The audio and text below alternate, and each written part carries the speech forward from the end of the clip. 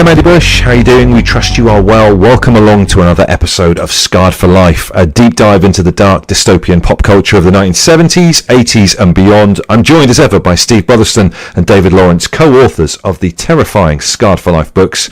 Every week we'll be speaking to a special guest who'll be bringing with them 3 horrific childhood memories of someone that's literally petrified them since they were kids. But before we say hello to this week's guest, let's dip our toes into some of our listeners' scars. Thank you so much to everybody who's got in touch with us on our Twitter at Scarred for Life 2 and has shared stuff that scarred them. Ian Winterton's been on. He says, 1984, I'm age 12. Not long after viewing Threads had sent our anxiety regarding atomic war into overdrive, the school tested its air raid siren during lessons. Cue 30 pupils in my class panicking, sobbing, screaming, diving under desks. Threads seems to have had a profound effect on people, hasn't it, guys? Definitely. It's the big one. This is the thing. I've seen it, let's see, 3 times in my lifetime. Once, 3.5. I couldn't get through it on transmission because it just destroyed me. It was repeated about a month later, I think it was. That's when I saw it in full, and it wrecked me because this was at the height of the Cold War, and I thought we were all going to die. I got it on VHS in the mid-90s when everyone was happy and clubbing and on E, and went home one sunny kind of July Sunday, watched it for old time's sake, and it destroyed me for another fortnight. And it was almost like I would lay in bed, and through the bedroom window I could see the backs of the houses in the next street on, and it was almost like there was an overlaid image of rubble that I could see. It's a weird thing to describe. Oh wow. But I couldn't not walk around the streets without imagining flattened buildings and just vaporized. It really wrecked me head. I saw it again getting on about 10-12 years ago, thinking I'd be okay again. It destroyed me for another fortnight. Basically, me and Dave are going through kind of Rocky style training to steel ourselves to watch it again, to write about it in our third book. Do it. Because it never ever loses its power. Amazing. Well, we love that. We love hearing from you guys. If there's someone that scared or scarred you when you were a kid, you can get in touch at Scarred for Life 2 on Twitter, Scarred for Life book on Instagram, and there's a brilliant chat on our Facebook page as well. Drop us a message there. Well, let's move on to our special guest. He is an award-winning Leeds-born screenwriter, author, and musician who grew to fame as one of the League of Gentlemen, although he was more of a Brian Eno type, preferring an off-screen writing and producing role, making the odd cameo along the way. He is co-creator, along with Scarred for Life alumni Andy Nyman, of Ghost Stories, a supernatural play that broke box office records during its runs at Liverpool Playhouse and Lyric Hammersmith. A film version of Ghost Stories, which he co-directed and co-wrote, premiered in 2017. He and Andy Nyman's latest collaboration is the spy magician thriller novel The Warlock Effect, which is available now. His other books include short story collections Never Trust a Rabbit and The Cranes That Built the Cranes, and his guide to horror films Bright Darkness is essential reading for any fan. On top of it all, he is the keyboard player for situationalist chamber pop ensemble Rudolph Rocker. Influenced by the supernatural stories of Robert Eichmann, he grew up absorbing the pop culture that Scarred for Life is built on, and while ill as a child, he once faked wellness so that he could go and see 2001 A Space Odyssey. Welcome to Scarred for Life, the amazing Jeremy Dyson. It's a pleasure to be here. Thank you for that summary. Jeremy, amazing to have you on. Can you remember what it was like when you first started out with League of Gentlemen? Did you ever think back then it would ever get so huge as it is now? Oh no! And God, when we first got together, when we found each other and started doing live shows, which was on a very small scale, we were playing 50-seat venues. I think we were very ambitious, all of us, and so we all wanted to find careers doing something like we've ended up doing. But I think as far as the League went, we imagined that the peak of that success as an impossible dream might be to have one series on BBC Two, and we always thought if that happened, it would be a very niche thing, because we thought it was what we were doing was niche. It was Scarred for Life as comedy series essentially. And, high honour. We didn't anticipate there being a large audience for it, and in fact it wasn't until after the first series had gone out, it was actually after the second series had gone out, we did a first tour, and so previous to that, the last live shows we'd done had been at the Gatehouse Theatre in Highgate, and which was a sort of 150 seat venue, and so we started doing this tour, and it was selling out very quickly, so we moved up to bigger venues. And so the first night of the tour was the old Colston Hall in Bristol, which is no longer called that, and I stood in the foyer with the promoter Paul, and we watched this audience pouring in, and what it must have been, I suppose it was a 1,500 seat venue, 1,800 seat venue, so 10 times anything we'd ever played before. And this audience pouring in, you could not pin them down. You couldn't make sense of it. Paul stood there saying, "Who are these people?" And there were students, because then comedy was mainly a sort of student thing in there. This was sort of late 2000. And it was, Vic and Bob and were huge, had been the huge thing touring before that, who had a broader audience than students, but it was young people. But this wasn't just young people, there were young people, but there were families turning up, there were old people, you could not work out what this constituency was, but there was loads of them. And that's when we realised that we'd sort of tapped this vein that we didn't even know existed. And it was quite a ride. It was extraordinary.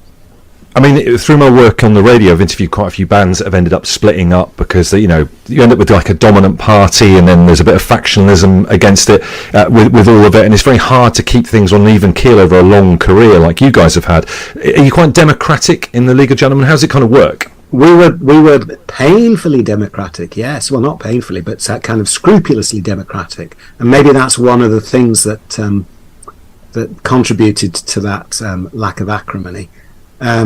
So when it came to what material went into the shows, into the first live shows that we were doing, when we went up to Edinburgh for the first time, we had to select material. Steve Pemberton came up with this elaborate sort of system of proportional representation, so that you could vote anonymously on what material we were going to select to go. And it was in such a way that you didn't know who'd voted for what, and you couldn't vote for your own too many times. And God, that would breed paranoia with me. I'd just get so paranoid, thinking, "Who is it? Who's voting against me?" It's like a blackboard, you're not sure. Yeah. Well, it was it kind of bypassed that, and that was sort of how we continued. But we were always, we were friends, and we loved what we were doing, and we never took it for granted. And we always felt privileged to be doing it, and so we took care of it.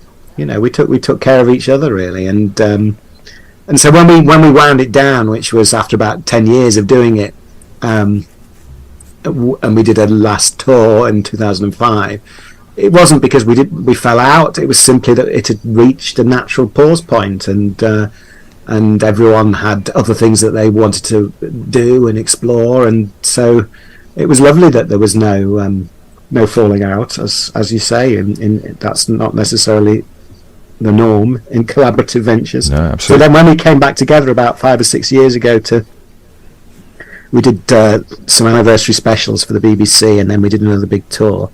It was such a pleasure, it was such a pleasure to come back to it after it's been 12 or 13 years, I guess, and then go out and find there was still an audience for it, because we didn't know whether that was going to be the case either. But so yes, it's been a wonderful blessing in all our lives. I think we'd all say the same thing.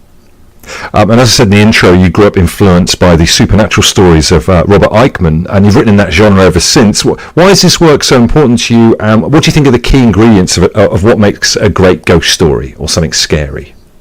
Well, I actually did I wrote my own essay on what makes a great ghost story about when was it? It was about 2005, 2006. I was working on trying to develop an anthology series, a horror anthology series, and I thought, in order to do this well, I need to analyse what makes a good ghost story. And I sat down, I made a list of my, I think, 10 favourite ghost stories, and looked for all the things in common, and it boiled down to about 3 or 4 qualities that they all seem to have in common. And there's some obvious ones, like the hero protagonist has to be on their own for when it gets to the spooky bits. That was pretty much always the case, and not just on their own, but very isolated. So you would see this pattern in many stories where people would go a long way somewhere, and then they'd go even further, and that cropped up across. So they go a long way away from other people, and then they'd have to go even further. So there's a great example of that in Pet Sematary, the Stephen King novel, where the hero's being taken by his neighbour to the pet cemetery, and it's a long walk in the dark through the woods, and then that's not it. They have to go somewhere even further. There's like a second threshold they have to go across, and it's really frightening. And that pattern was there in so many different stories. And then there was always a moral element. So there's always a sin in a ghost story, and that's a really big part of it. And then there was another thing that was really interesting, that all the best ghost stories had very strange and odd details in them, very singular things. So, like, there's a story by D.H. Lawrence called The Rocking Horse Winner, that has this, which is a boy riding on this, I won't spoil it, but this sort of cursed rocking horse. And it's such a weird detail. It's such a strange detail, and how it's used in the story. And that was something that came up again and again. All the stories that I really loved had a very strange detail. So it was those four things. It was the sin, the strange detail, the isolation, and the sort of double journey into the abyss. What seemed to be the thing that tied all these stories I loved together. So that when me and Andy, a number of years later, started working on Ghost Stories the play, we definitely drew on all of that, quite consciously, to sort of try and make something that will get under people's skin. Steve? Yeah, when I was reading about your previous interviews that you've done, your Robert Aikman kept coming up, but also Shiver and Shake comic kept coming up, and I was delighted to read that, because I was a big Shiver and Shake fan. Well, I was a Shiver fan, not a Shake fan. The elephant-headed boy did nothing for me.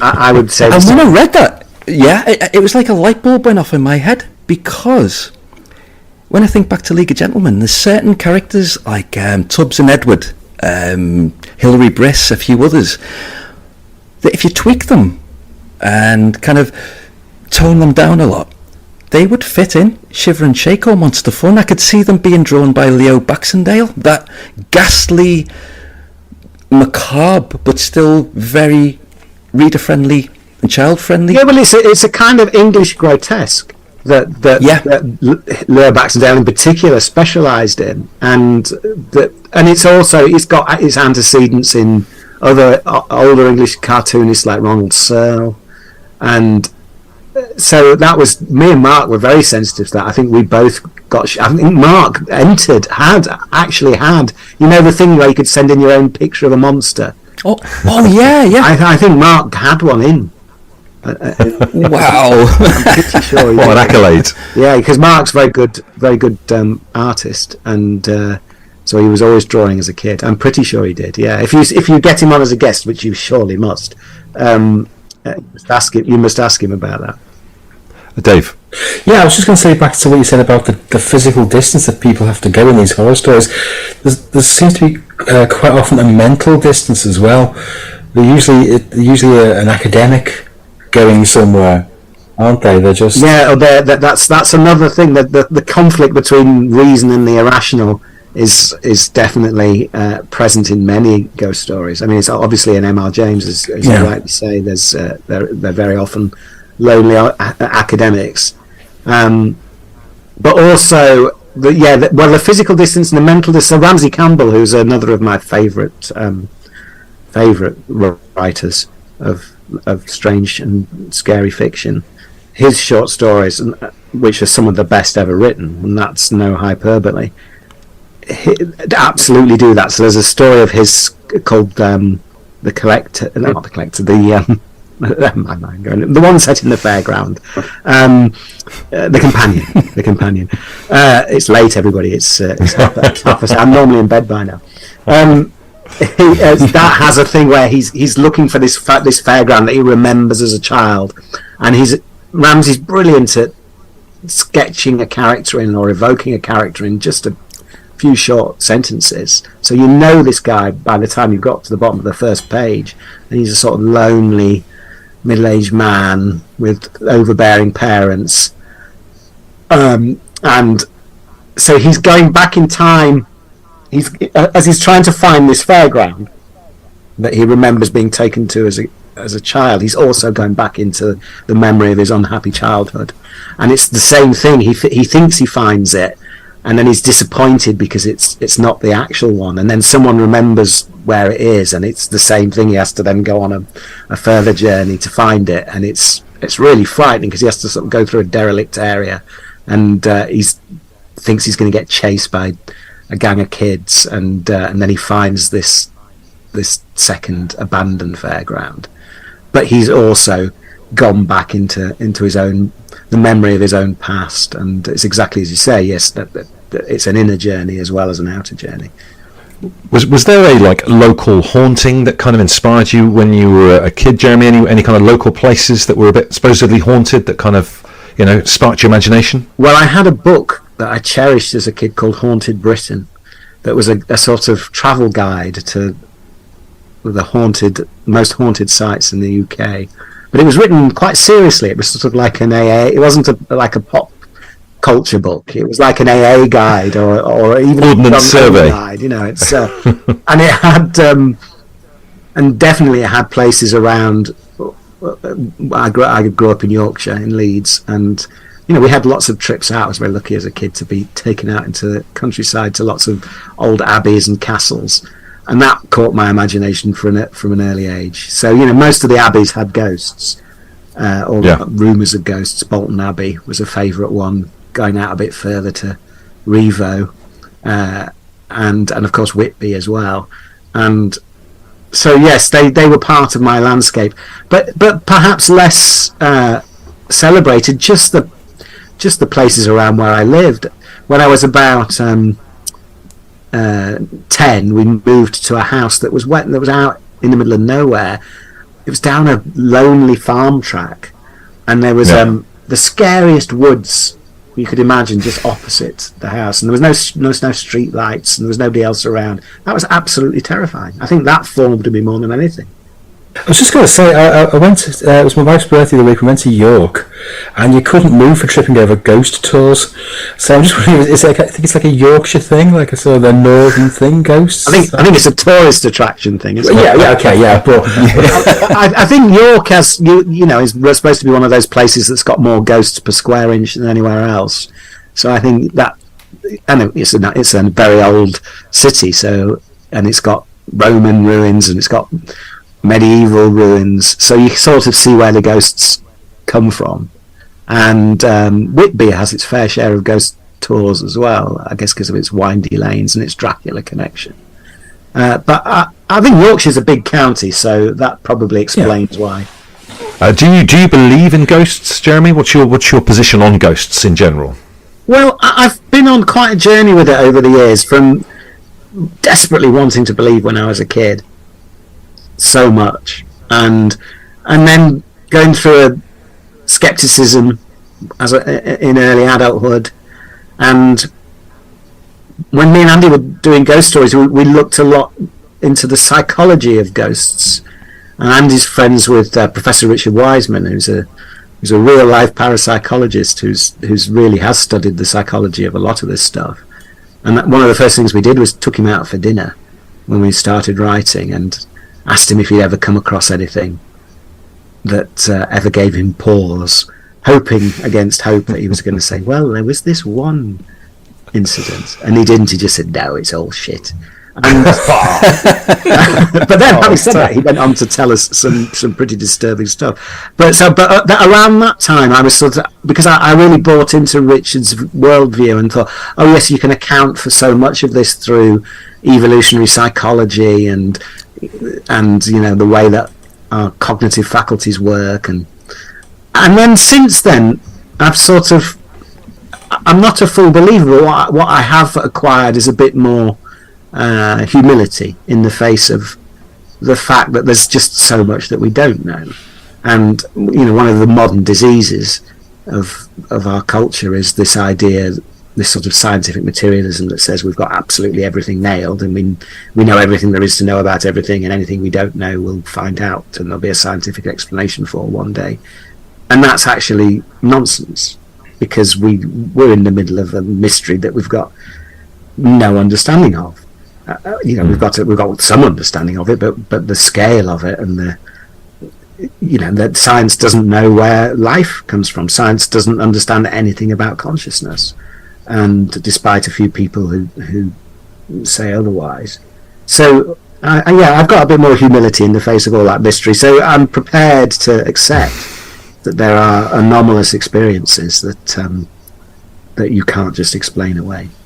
Paranormal curious, would that how you describe yourself on profile, I guess? Yes, I think so. I mean, I'm at the same time, I would never buy into the most haunted view of the world and the traditional notion of ghosts either. So I think it's just there are more things in heaven and earth, as the bard puts it. Steve.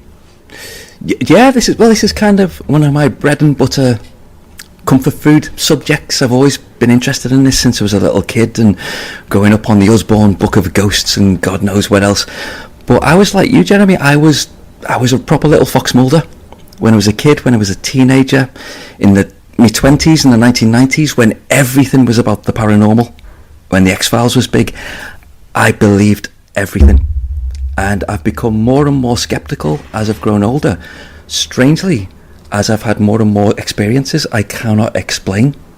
And my friends have had experiences. Like, I used to work in the Liverpool branch of Forbidden Planet. Oh yeah. And the only way we could explain what was happening in that shop was it was haunted. And this includes two of my friends who are two of the most sceptical people I've ever met in my life. But as I get older, I'm like you, I'm kind of seeing ghost shows and saying, oh, fuck off. Just people kind of screaming at dust and insects. And I'm sure there's an explanation for some of the things that have happened to me, or some of the stuff that happened in the shop. I don't know what it was, but I want to be debunked. I want there to be an explanation, because I find that really compelling. And the stuff that can't be debunked becomes even more compelling. And the weird thing is, I don't believe in the supernatural at all. I believe in science. I think science can explain what these things are. It's to the point where, I don't know, maybe ghosts are just something that comes with a house, like rising damp and kind of neck curtains and something. It's just like a recording in the air with no sentience. I don't know, but it is a fascinating subject. I'm like you now. I'm like, science explains a lot, but there's so much it thinks it knows, and we haven't got a clue. The answer to everything is I don't know. Yeah. Dave's got a point now. Yes, I'm completely sceptical. However, I once found all my shoes piled up into a pyramid in my house. In my loft, I couldn't play any music more recent than the 1930s. I had a CD player, I kept taking it up, and it wouldn't play anything other than the 30s music. And when I brought it down, it played. Wow! Now that's what I call music. Weird. And the biggest one is my cousin, who is a lady not given to flights of fancy, lived just up the road from me in a very old house, one of the oldest houses in this town. And she swears blind that she walked into her living room and there was a little old lady rocking slowly backwards and forwards in a rocking chair. And she doesn't even own a rocking chair, never mind a little old lady. So, who knows?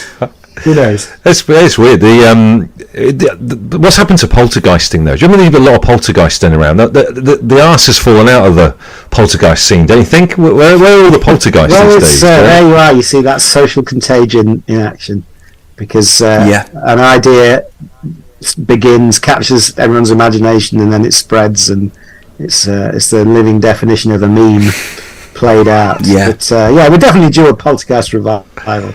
Or at the very least, a spontaneous human combustion. But let's get on with the point of this podcast. Is you bring with you 3 things that scarred you for life. Jeremy, could we please get your first scar? All right. Now, they're a mixture of cultural and real, and of course, to boil it down to 3 is impossible. But You know, I'm going to start with Dead of Night, the Ealing film. Wonderful. The late 1940s, which I saw when I was far too young. It would have been a BBC Two screening, probably when I was about 10, I'm guessing, 10 or 11. And I think I knew about it dimly because there was a still in one of my Alan Frank books, but I didn't know that much about it. And I think there'd been I think they'd had an Ealing series on BBC Two where they'd shown the comedies. You know, they'd shown the Lavender Hill Mob and the Lady Killers and Passport to Pimlico, and then Dead of Night came on. So I really didn't know what to make of it, and in advance. And then the music starts. It's got this terrifying music. George Auric, who was Cocteau's composer, French composer. Very, very disturbing music, and that was enough.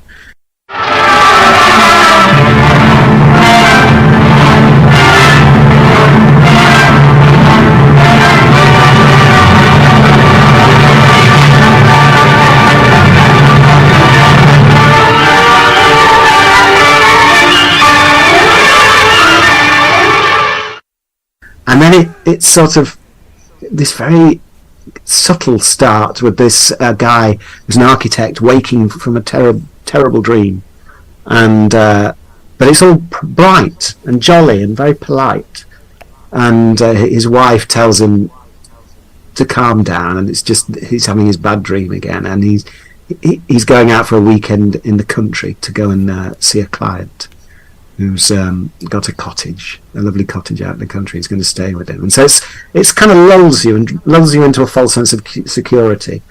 And then the stories begin. They lots of guests gathered for a weekend, and the subject turns to the supernatural, and then everybody's got a story to tell. So to those that know the later Amicus horror films from the 60s and 70s, that sounds a familiar formula. This is where it started. It all started with Dead of Night. And the stories, there's 5 stories in all, and they're beautifully paced. And they sort of, the first one is pretty upsetting, about a guy who has a near-death experience, a racing driver, and then he wakes up in hospital, and basically the hearse is coming for him. He should have died, and it's got a very disturbing ending. Again, no spoilers. And then the stories progress until you get to the final one, which is one of the most frightening things I've ever seen, which is and still works if you've never seen it. It's the original story of the original version of the ventriloquist who gets taken over by his dummy, and Michael Redgrave plays the ventriloquist. And the story is introduced by, it's a psychiatrist, just like we were saying, this battle between reason and the irrational. It's a psychiatrist who's waited till the end to tell his story, and he's poo-pooed everyone else's story. And then, just like I did with Richard Wiseman, someone says to him, has there been anything in your career that you can't explain? And he says, well, there was this one case. And he goes on to tell the story of the ventriloquist possessed by his dummy. But the thing that sets it apart is Michael Redgrave was a brilliant actor, a genuinely brilliant actor. And there's a number of people who think that this is the best thing he ever did. Given what he played, that the best thing he ever did was this, not quite a B picture, but piece of popular entertainment. And he is so convincing. He plays it with such commitment that you absolutely believe it.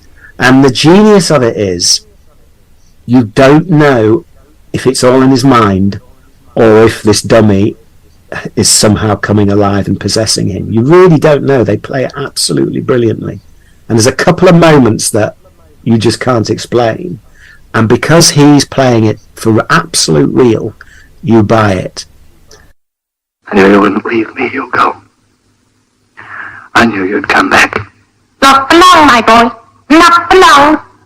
You're going to stop in jail for years and years and years and years. That wouldn't suit me. But you You're telling the truth. You tell them it wasn't my fault. What sort of dummy do you think I am? He's basically shut up in a madhouse at the end without giving too much away, in a very interesting foreshadowing of Psycho. And Hitchcock was an absolute magpie, and there's a shot at the end of that story that Hitchcock absolutely steals for Tony Perkins in Psycho. And you're devastated by this story, and I'd be devastated if I saw it now, but seeing it age 10 or 11, I was so scared I couldn't move, I think, by the end of that story. And you think, well, that's the end of the film, but this is where the film then packs its greatest punch, because it's kept its best till last. And this innocent story of the architect who's gone out for his weekend in the country to hear all these ghost stories, having started with a bad dream, he descends into his own dream without giving the reasons away why. And the climax of his absolute nightmare is Hugo Fitch, the ventriloquist dummy, coming to life and getting off a chair where he's been sat and walking towards it. I am never been so scared. What is it with ventriloquist dummies? They keep appearing in this podcast series as being... It started with Dave in the first episode, scared of a ventriloquist dummy, and they're still, to this day, terrifying everyone. I have a question. Yes. I love Dead of Night. I'm just interested in the Basil Radford. The sequence of Basil Radford and Norton Wayne. They're basically doing Charter's and Caldecott, aren't they, from the Radio Fashion. I'm just interested, because that's a far more comedic story compared to the absolute horrors around it. It's just brilliant structure. It's been thrown in as the light relief to sort of wrong foot you and to relieve the tension, and it comes directly before the ventriloquist dummy story. So it's a bit like the same thing you'd do if you were trying to do a jump scare, where you get the audience to relax and then you sucker punch them. It has that effect in the bigger picture of things. So it's been put there very much for that reason, and it's actually an adaptation of an H.G. Wells story called The Inexperienced Ghost, because about 3 of the stories are adaptations of existing ghost stories, and it's very light, and it's not supposed to be scary, but it just softens you up for what's to come with you. So my question basically is, do you think there's a strong connection between humour and horror? Absolutely, totally, yeah. We observed that in the League of Gentlemen when we were sort of consciously blending the two. But we'd already known that, I think, probably from watching things like Dead of Night, but also another of our favourite films, one of the absolute greats, American Werewolf in London, which is an extraordinary blend of comedy and horror, but it's not a parody. There's no piss take in American Werewolf. It takes its horror absolutely 100% seriously, but it uses the humour again to sort of wrong foot you, to play with the tension, to provide relief, and then wind up the tension even more. And I think if you have a taste for one, you tend to have a taste for the other. So there's lots of comedy people that love horror, and it was never just us out of our generation of comedy people in this country, and you meet a lot of them, and so the two do seem to go together. They're both very visceral forms. They're not intellectual. You feel them both. And the rhythms and timings of comedy are very similar to when you start telling your own scary stories. You realise that the same kind of rhythms and timings are very important in generating scares as well. That whole link between comedy and horror has always fascinated me. I think it's almost not essential, because obviously I watched Hereditary for the first time over the weekend and it destroyed me. There's no laughs in Hereditary now. At all, not at all. But then there was a debate on Twitter earlier this year where some film Twitter guy basically said how difficult it is to do comedy horror. It's one of the most difficult genres, and loads of people were agreeing with him. And I kind of thought, well, if it's so difficult, why are there countless examples of it done perfectly? It's not that it's I take it's not an easy thing to do, but I was like reeling off films and TV shows in my head more and more and more. I was kind of thinking, I imagine it is a difficult thing to do, but so many people have done it beautiful. Like you said, there's American Werewolf in London. So many 1980s horrors have a huge comedy element. To this day, Theatre of Blood is my ultimate, the mix between absolute unrelenting horror and the darkest, blackest, laugh out loud comedy. Yeah, Return of the Living Dead is another one. Oh yeah. Yeah. Do you think it's do you think it's a difficult genre to pull off? I think it's difficult if you don't do it. You know, I think in the same as comedy. I think you have to have funny bones, as they say, to be able to do comedy, and you have to have scary bones, as me and Andy always used to say, to do scary stuff. But often people who have funny bones have scary bones as well. And I think if you don't have those faculties or tastes or whatever you want to call them, then it's almost impossible. I don't think someone who didn't have a sense of humour couldn't generate comic material, and it's the same with scary stuff. I think if you don't have it, you can't do it. So, but I think where the two go together, it comes quite naturally. Yeah. I was just going to ask, do you think the perfect format for the ghost story is the short story? Do you think, Jeremy? Yeah, I think there's far more great short ghost stories, horror stories, than there is novels. It's hard to sustain over the length of a novel, I think. Yeah. Before we move on from this, can I just mention one of my favourite comic horrors is The Abominable Dr. Phibes. Oh yeah, love both. Oh yeah, In particular, the scene where a guy's just been shot by a unicorn fired from across the street from a catapult, and as they're having a very serious talk in the foreground about the murders, you see him unscrewing him from the wall in the back, his legs rotating around in the background. It's fantastic. It is brilliant. Yeah. Scene that got me as a kid, I can't remember if it was number 1 or number 2, but it's the scene with the snake kind of menacing some guy. Seems to remember, it's years since I've seen it, a bald guy. Basically, the audience is led to believe this guy is going to get bitten by a snake and killed.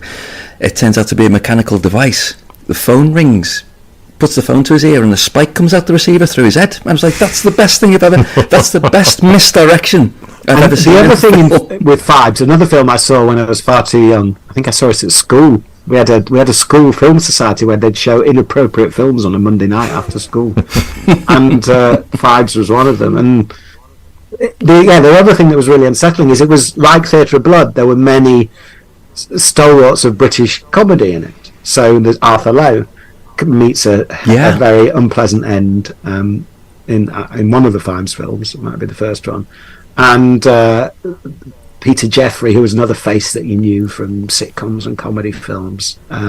So that was very upsetting because you associated them with coziness, and they were then suddenly in this realm of unthinkable violence, and it was very upsetting. It was like all security gone. Yeah.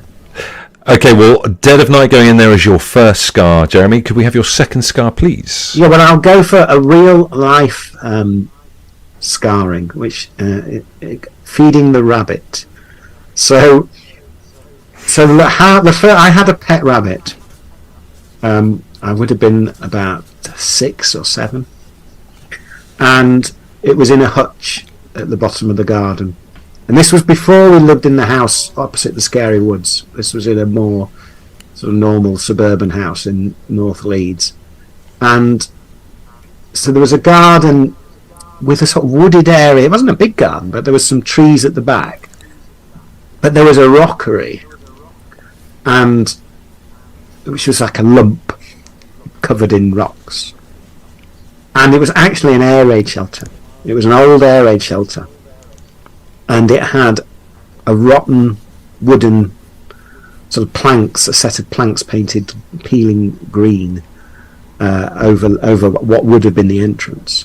And we were just cautioned never to go into it or never to go near it. And I never knew what was inside it. And I began to think I might have had a dream about waking up and and they opened, and these planks being pulled off, and there was an old man living inside, and seeing an old toilet in the corner. Now, of course, that must have been a dream, but it got to the point where I was confused between whether that was a dream or a memory. Anyway, the rabbit in the hutch was out at the back of the garden, near the rockery, under the trees, and it was my job to go and feed the rabbit carrots. That was the deal, that if I had the rabbit, I had to feed him. And there was a porch light on the back door, but it didn't reach very far. It kind of only reached really a few feet into the garden. It didn't get anywhere near the trees and the rockery where the hutch was. So that meant stepping. This is creeping me out already. It meant stepping out into the dark to poke the carrot through the. And so it must have been winter, because it was getting dark at 4 o'clock, as it does in Yorkshire. So what I started doing was pretending that I'd fed the rabbit and just chucking the carrot off over into the bushes. So this poor starving rabbit was getting more and more feral, and no one could understand it. I can remember my mum saying, "What's wrong with the rabbit, Melvin?" she said to my dad. "It's like a wild animal." And because he was starving to death. Bloody starving. Because I was too scared to feed it. In the end, I remember there was a man who used to come and do odd jobs called Mick, and he took the rabbit away. It probably ended up in his pot. But anyway, so to this day I have a mixture of terrible guilt combined with the kind of helplessness in the face of that primal fear because nothing could have got me out into that darkness.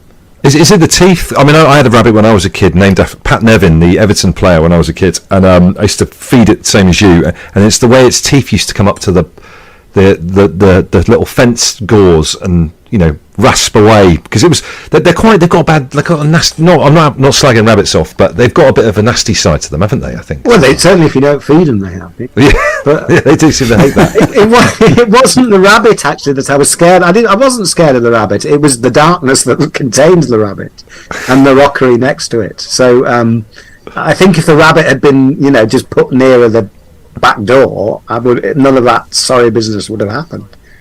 But it was just the fact the rabbit was in the darkness, and so yes, that I carry that weight with me still. And surely, if this was a horror story, as I walk back from my shed where I'm to the house, in the pitch black, something would be lurking there with teeth. Do you mean this is a wild statement? But we've got a family up in the north, and I grew up down in Devon. But I always think there's a different type of darkness in the north. Would you agree? There's a different sense of dark. Well, it's certainly in Yorkshire and where we are, and particularly where I am now, which is on the edge of the Dales on Ilkley Moor. Yes, it's very dark, and it gets very wild and windy and cold. So it certainly stimulates the imagination. And is there an animal from this kind of fiction or anything that sticks in your mind that kind of has scared you over the years, like an animal in a horror movie or in a ghost story or anything like that? Well, we'll come on to that, because that takes us on to my third choice. Perfect. Let's do that. Which is another, again, probably around the same time that I was watching Dead of Night. There was a series by Nigel Neal, the great British science fiction horror supernatural television writer who created Quatermass. He had a series on ITV in the 1970s called Beasts. And now I was enough of a fan of Nigel Neal, a fan of science fiction and horror by the time I was 10, to know his name and to know who he was. I'd probably seen one of the Quatermass films. I wasn't allowed to watch Quatermass in the Pit, but I think I'd seen the Quatermass Experiment, and I knew absolutely who Nigel Neal was, and I remember reading in the Yorkshire Post, which was the paper we took, that the man who created Quatermass had a new series coming on Friday nights called Beasts on ITV. So I was very excited about this, and because it was on ITV at 9 o'clock on a Friday night, nobody questioned whether it was suitable or not. I think because it was on mainstream telly and it wasn't on late, but nobody else wanted to watch it. And we had a little telly upstairs, a little black and white telly in my mum's room, so I was allowed to go and watch it upstairs. And this was in the second house, in the scary house, so I was a bit older than the rabbit. Yeah, I would have been 3 or 4 years older. And it was sort of quite a long, thin house. It was 2 old farmers' cottages, like workmen's cottages that had been knocked together to make a house. So it had a very long, thin corridor, and the stairs were at one end. So everyone else would be sat in the living room downstairs. You go along a long, thin corridor downstairs, up these stairs, and then you'd have to come the same distance back along the little long thin corridor upstairs to get to my mum's bedroom. So it was like one of those ghost stories. You'd gone away from the journey, and then you'd gone away again. So you were pretty isolated up there in my mum's bedroom. And I put the telly on, and now I can't have watched. I don't know what the broadcast order was, but the one I remember watching first was called What Big Eyes, which I think was probably one of the later ones broadcast, so my memory might be jumbled. But the premise was, it was brilliant actor, Patrick McGee, who was one of Kubrick's favourites.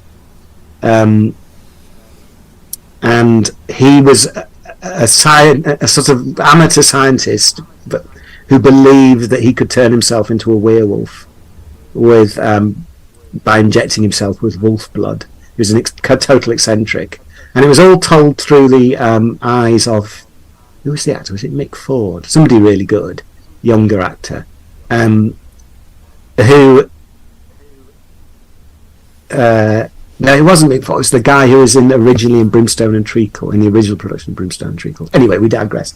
He was like an RSPCA guy who'd been assigned to check out this guy, the old guy who's this amateur scientist who ran a pet shop, to find out there was some mystery about animals going missing and importing wolves, and it all unfurled very slowly. But it played this game throughout the episode: was the guy crazy, or could he really turn himself into a wolf? Men are supposed to be able to change from their own shape into animals. Particularly wolves. The werewolf. Yes, from the Old English were for man, man-wolf. It's a very ancient and widespread belief. Yes, but that doesn't mean that... And the end of it was he died. He had his daughter was part of it, and they were alone with his corpse covered with a sheet. And the whole thing was, you thought he may be about to turn into a wolf under this sheet, and it was done so subtly that you thought you saw something start to move, as if his face was elongating, and for a split second, for about maybe 2 or 3 seconds, you thought the sheet was going to come off and there was going to be a werewolf underneath it. And I genuinely believed it, and I was so scared. I was so scared at what I was going to see. And it was, again, that same fear where you can't move. I wanted to turn it off because I didn't want to see in case he was a wolf. But I couldn't move. I literally couldn't move to turn the off switch. I was paralysed. Wow. And then the sheet comes off, and actually, no spoilers. But it made such an impact that it got me to that level of fear. And then, but remarkably, I came back for more, because then I also remember seeing Baby, which is the most terrifying. I still think that's the one that got to me. It still works. I think it's there on YouTube. Just strangely, I've been recommending loads of old 70s, 80s Scarred for Life type TV shows to a mate of mine who's only like 30, 31, and she's lapping it up. She loved Baby, and during Barty's Party, which is they're the two incredible. best, basically, for the listeners' benefit and Andy, it's just an old couple in one location, their house, as flesh-eating rats are getting closer and closer. Oh, and it's like a play, but you never see them. You just hear the scratching and the squeaking getting louder and louder constantly in the background of the episode. But I recommend it. She was blown away by that, blown away by the whole The Beasts, but she, without spoiling the ending of Baby, because I still think it's one of the greatest and scariest endings in horror history, she sent a screen grab of an image from the ending of Baby, and I think we know what that is, with lol kind of crying laughing emoji. What the hell is this? I'm pissing myself laughing. I'm like, come on. But she wouldn't hear it. She found it hilarious, but I'm fascinated by that kind of generational. The thing is, of course, you couldn't do that when Baby it wasn't designed to carry that weight, because it was broadcast in 1976. No video recorders didn't exist, so there was no way of anyone at home freezing an image or anything like that, and it wasn't designed to be looked at in that way. It came and went. It was almost subliminal. Split second. It's like on screen for barely a second, and so it's quite unfair, I think, to do that to it, because it wasn't built to do that, but it was built to do what it did when you see it for a second or 2 seconds or whatever it is, and it definitely works in that context. But the genius of both of those two stories in particular, Barty's Party and which I came to appreciate as coming back to Beasts as an adult, was they're just beautiful, brilliant pieces of writing. And the thing that they both have in common is the supernatural phenomena that happens, or the monstrous phenomena that happens in Barty's Party, is actually a reflection of what's going on in the inner lives of the characters. So in Barty's Party, it's an empty nest couple whose children have left home, and they're basically their marriage is breaking down, and in the absence of the children, and the rats in the walls are the rats eating away at their marriage and their security and their life, and one mapped beautifully onto the other. And Baby is all about an abusive relationship, which is between the younger couple and where the wife, played by Jane Wymark, is pregnant, but that relationship's getting uglier and uglier across the episode. And so the thing you see at the end is also a reflection of the ugliness of that relationship. So the emotional power of it as a drama marries up to the supernatural thing. And it's brilliant. There's so little that actually does that well. You know, it's like you'll get that on the page in fiction more than you will in any kind of horror film. But it's up there with The Exorcist or something for me in terms of how well it does it. Absolutely, yeah. I think the episode that I got more out of the second or third time I watched it was the Pauline Quirk one. Oh yeah, Special Offer, yeah. Yeah, because that's about their inner struggle, isn't it, as well, in a way, because she's emotionally attached to the manager. This Poltergeist story. Yeah, Poltergeist. Yeah. But where are those guys now? It's like a poltergeist squirrel or something, wasn't it? I think. Yeah, yes, it is, isn't it? It's a little creature, isn't it? You're right. Yeah.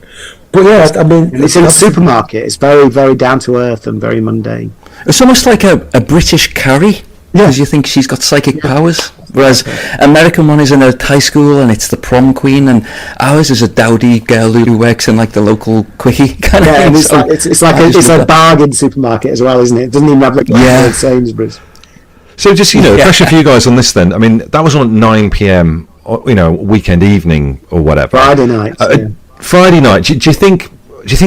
Because horror and scares and stuff used to be a bit more. I feel like it used to be a bit more mainstream. I grew up, like Hammer Horror, which was late night on Channel 4, and Dracula and Tales from the Crypt, etc. But did you feel like traditional mainstream horror is fading a little bit? Would we ever get that at 9 p.m. on a Friday on BBC One, 2, ITV nowadays? Well, of course, the cultural landscape's changed so much that the way people watch television has changed so much. So you can't. That experience has gone now. Because there was only 3 channels when Beasts went out. So you were either watching whatever was on BBC One at that time, or you were watching that. So there was much less choice involved, and so it became. I mean, there wasn't much horror on television. That's not like that. Not a sort of original horror, but there was a lot more strange stuff, and yes, you could rely on something, couldn't you? Like the Amiga factor. Every sort of season would have something like that. Something with some supernatural content. And that's, yes, I think from terrestrial television, there's much less now of that kind of stuff. But of course, there's much more American stuff that you would get, via your streamers that we would never have had access to anything like that when we were kids. Yeah. I think it was far more mainstream. We have a thing we call a 4:45 club, which is the idea that at 4:45 on a weekday afternoon, children could be absolutely terrified by any show they put on. It's the Children of Stones and things like that. Yes, that's true. That's true. A lot of the HTV stuff is incredible stuff that. Well, I think there was a thought that it was for children. That sort of scary stuff and supernatural stuff was kids stuff. And clearly that was borne out by exactly as you said, that slot, and even on BBC where it was a bit more polite, they would have stuff, wouldn't they? There was, obviously Doctor Who is part of that, but there were other things that sneaked through as well. Well, that's the thing. One thing I discovered right in Volume 1, the amount of research we had to do over 3.5 years, that my memories went false. Yes. The 70s was a bombardment of kiddie horror, and it wasn't like cuddly, like when we were buying sweets and crisps and cigarette cards and Thai food tea cards. Whereas now they would tone down the horror elements and make them cartoony. You look at some of the stuff that we had, and it was full on horror for children, aimed at children. Like my mum. It must have got on to the fact that I loved horror from about the age of 4. Yeah. I remember on the way home from work, she used to pop into a famous department store in Liverpool called Blackler's that closed down years ago. And she came home with this big black hardcover book with kind of Conan the Barbarian on the front and Dracula in Gothic script at the top. And as it transpires, as I was researching it, it's New English Library's comic book that lasted 12 issues called Dracula. It was European horror strips, but it was not for children. She just picked it up and thought, Stephen likes horror, he's 5, he'll like this. If any of our listeners Google New English Library Dracula 1972, look at those images and ask yourself if that's okay for a 5-year-old, because that book traumatised me. I've still got my copy. It's held together with 40-year-old sticky tape, and I'll be buried with it. But it's one of the scariest books I'd ever seen at the time, and to this day it still unsettles me. Well, but that was in the children's book section. I was the same. There was one birthday. It was probably my 9th birthday or my 10th birthday, and the word must have got round amongst the mums that I liked scary stuff, I liked creepy stuff, and so I got a load of paperbacks that year there was two of the Pan books of horror, 2 or 3 of the Fontana book of great ghost stories with the most terrifying covers, and there were a set of editions that had these brilliant but not suitable for 9-year-old covers of spectral ghosts coming back from the dead. But certainly those Von Fowl books, the idea that you would give them to a kid. I mean, there's one story in there. I mean, I can still remember the opening line of the Barry Payne story of "It was easy to kill a goldfish," where a psycho goes through bigger and bigger things until he gets to "it's easy to kill a man," having killed a cat by pouring blue paint down its throat. Imagine being 9 years old. To this terrifying story about the most sadistic thing you've ever read, set in after the French Revolution in 19th century France, about a beautiful maid and the mistress is jealous of her and just has her mutilated and turned into a monster and cast into a side. And it was I mean, I couldn't read it now if I had to pick it up and read it. So that went on. Yeah, there was no filtering of anything. It was just. There was a teacher in school. We went to summer camp, Colomendy Camp, which was a staple for Scouse kids in North Wales, and I think I must have been 10 or 11. The teacher said, if you get to bed in good time in the dormitories, I'll give you a bedtime story, which we did because we were so excited. A ghost story, he said. He read out a story from one of the Pan Book of Horror volumes, which I've still got, and when I found them in charity shops, I would always look to see if that story was in it, and I finally got it. It's about a guy who works for British Rail, comes home early from work one night to find his wife shagging another bloke, so he knocks them both out, drags them to the tracks in the tunnels, and their arms and legs are amputated by the trains going past, and then the rats in the tunnels eat what's left. But he thought that was okay to read. No, kids. Great sleep. Sleep tight, y'all. We were petrified. But it's true. I mean, Chris Tarrant always said it, but this is what they want. It's true. Wow. Those books, I used to go to local newsagents, and those books used to be on the wire rack next to the Target Doctor Who's and Atkinson Sacks. You get those fabulous covers, like there's a Fontana one. It's like a skull, but the skin's melting off the skull. It's just that's the one I got. Horrible things. Yeah, it's amazing. Well, Jeremy, there it is then, your 3 scars. Number 1, Dead of Night. Number 2, Feeding the Rabbit. Number 3, Beasts on ITV, 9pm. Absolutely fine on a Friday night back in the day. Thank you so much. Obviously, as we said in the intro, you're an incredibly busy man. Tell us what you've got coming up. Well, so me and Andy have got the Warlock Effect is out now, which is actually the first of at least 2 books. We've got another one to write, but we're in the process of also adapting it for television. So we're just writing a pilot script of the first adaptation of the first book of that, and then I am collaborating with Joanne Sfar, who's a French comic book.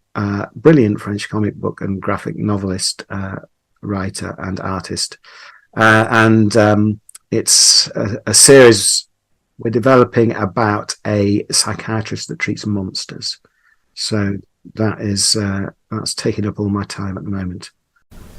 Well, it's been fantastic to have you on, Jeremy. Thank you so much. As we said, take care putting the bins out tonight. Obviously, there is that darkness out there waiting for you. I need some carrots quick. Exactly. It's great to have you on. Jeremy Dyson, thank you so much for chatting to Scarred for Life. Pleasure. Thank you for having me. You've been listening to Scarred for Life. Thank you for joining us. A huge thank you again to the brilliant Jeremy Dyson. And remember, do have nightmares, and we'll see you next week.